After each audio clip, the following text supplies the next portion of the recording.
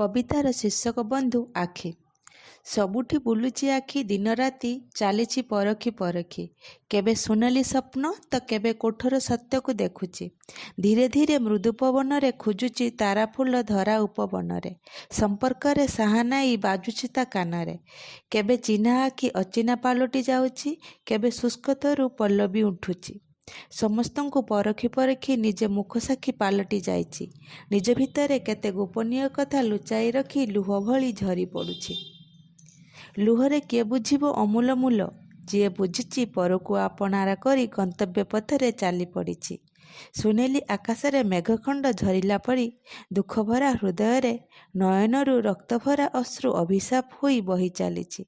जीवन बाटरे तिमिरता तारकमेल भरी उंकी मारुछि। आशा अच्छी फ्रेंड आपण मानकु मो निज हाथ लेखा कविता पसंद आसीथिबो। जदि आपनकु पसंद आसिला ताहले मो वीडियो को लाइक कर देबे और मो चैनल को सब्सक्राइब कर देबे। बेल आइकन को दबे देबे कारण मु जे नुआ वीडियो अपलोड करूछि आपण पाखरे पहुंची पारिबो। धन्यवाद।